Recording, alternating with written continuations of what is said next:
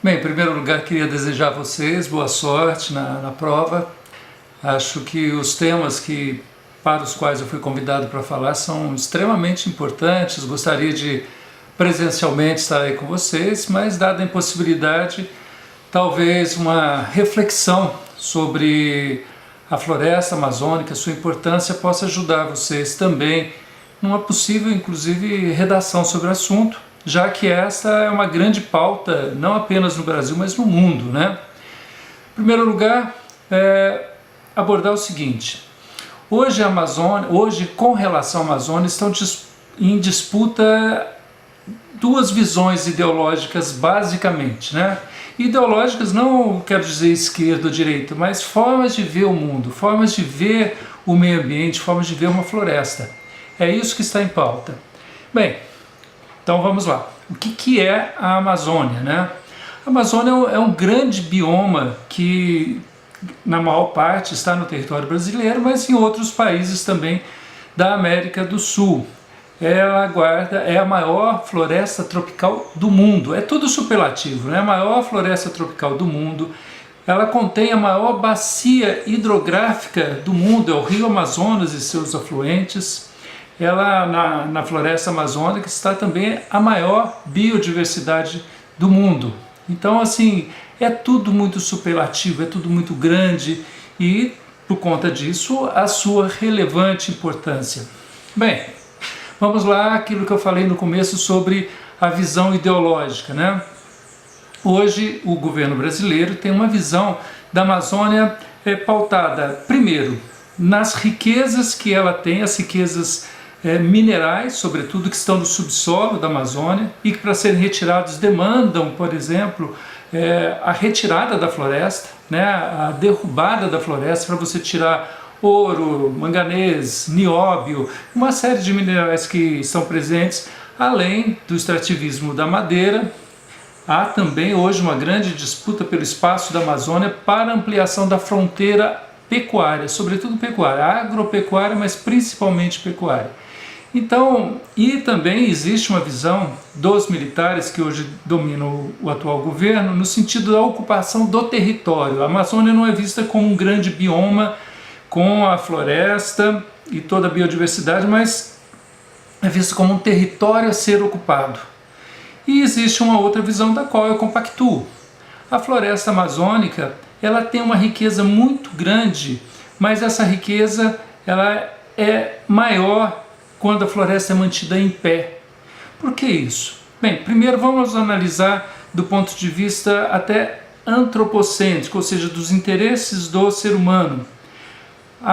Tem alguns estudos que apontam que, por exemplo, toda a flora da Amazônia, estudada para fins medicinais, não ultrapassa a 0,5%.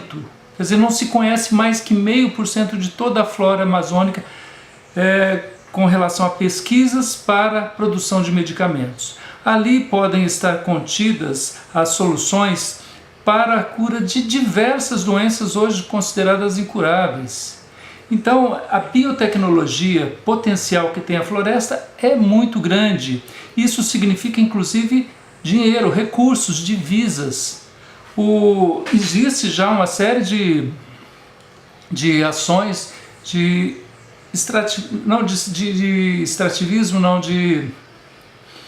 ações para você poder, por exemplo, extrair madeira, extrair o látex da seringueira, ou seja, você poder usufruir daquilo que a floresta lhe oferece ao ser humano de forma sustentável, não de forma predatória. Existem então reservas de seringais, existe toda uma possibilidade de você conviver com a floresta em pé. E a floresta, ela tem, além daquilo que ela oferece de recursos que podem resultar, por exemplo, em divisas, como eu disse, existem os chamados serviços ambientais. Existe um estudo feito por um cientista do Instituto Nacional de Pesquisas Espaciais que é espetacular e é extremamente importante, que é chamado de rios voadores. Vale a pena pesquisar isso na internet. O nome do cientista é Carlos Nobre, ele é do Instituto Nacional de Pesquisas Espaciais. E ele diz o seguinte: na região do nosso sudeste do país, se você pegar toda essa latitude do globo, mais ou menos nessa região, você vai ver que na África você tem deserto, você vai ver que na Austrália você tem deserto, você vai ver que no Chile você tem deserto, só que no Brasil que não. E ele responde por quê? Por condições muito específicas, todo o vapor d'água que vem do mar e depois passa pela floresta amazônica, ali existe uma relação de umidade, de vento, que faz com que haja uma precipitação de água fabulosa e as árvores buscam essa água nas profundezas de 50 até 100 metros. As raízes trazem essa água para o tronco, o caule, e as folhas jogam para a atmosfera. Para se ter uma ideia, uma árvore de uma copa de mais ou menos 20 metros joga para a atmosfera cerca de 1000 litros de água por dia. Então o conjunto da floresta, segundo as estimativas, jogam 20 bilhões de toneladas de água por dia. Isso é mais do que a foz do rio Amazonas, mais do que o rio Amazonas joga para o mar. E a hora que ele joga 20% de toda a água doce do mundo é jogada pelo rio Amazonas nos oceanos, no Oceano Atlântico, no caso específico. Então, assim, a produção de vapor d'água é muito grande, e esse vapor d'água, por correntes de vento, vem até o centro-oeste, sudeste, sul do país, Paraguai, parte da Argentina e Uruguai, e precipita na forma de chuva. O que eu quero dizer com isso? Sem a floresta amazônica nós não teremos chuva por aqui. E isso tem implicações de toda ordem, implicações, por exemplo, na agricultura. Então isso é muito sério. A derrubada da floresta é que nem a história da galinha dos ovos de ouro. Mata-se a galinha que botava um ovo de ouro por dia para poder ver o que você pode explorar dela, e depois a galinha morre e não tem mais essa possibilidade de um ovo de ouro por dia. A floresta amazônica é assim. Tira-se o nióbio, tira-se o ouro, tira-se o diamante, tudo que possa ter, manganês, e depois não sobra nada. Além do que existe um outro dado, um outro estudo muito relevante. Segundo esses pesquisadores do INPE, a floresta amazônica vem sendo destruída, bem verdade, há um bom tempo, mas quando ela atingir mais ou menos o nível de 20% da sua destruição, ela não consegue mais produzir umidade para se manter em pé. E ela vai definhando, e a possibilidade é que ela se transforme como uma savana. Savana é aquele bioma que a gente muitas vezes vê, por exemplo, na África, um monte de capim, gramíneas, né, algumas árvores, animais, né, na visão da África, assim, zebras, leões e tal, naqueles campos. E assim seria a nossa Amazônia se ela atingir este percentual de destruição acima de 20%, e a gente está muito próximo disso. Então, isso tem um outro viés também, o viés climático, né? Quando você bota fogo na Amazônia, todo o carbono que faz parte do caule das árvores, das folhas, dos galhos, aquilo lá vai para a atmosfera. Então o Brasil tinha um compromisso, fez um compromisso climático no Acordo de Paris, de reduzir o desmatamento da Amazônia. E agora está fazendo o contrário. Ele está destruindo a Amazônia e jogando todo esse carbono que está incorporado nas árvores para a atmosfera.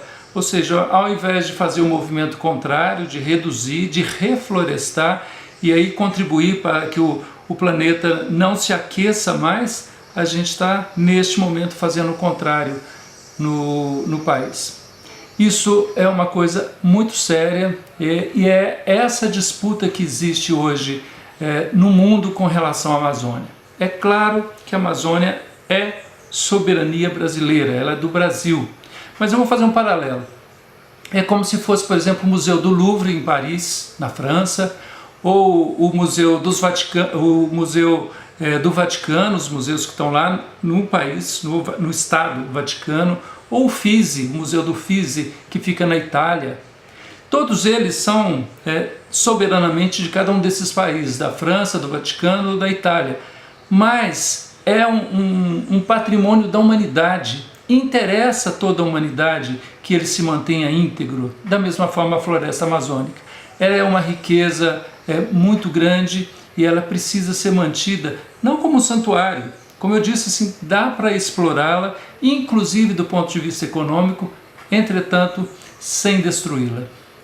Tá bom? Essa é uma visão geral, não é uma visão pontual, biológica sobre a Amazônia. mas uma visão ideológica do que ela significa hoje para o Brasil e para o mundo. Tá bom? Boa sorte para vocês. Até mais.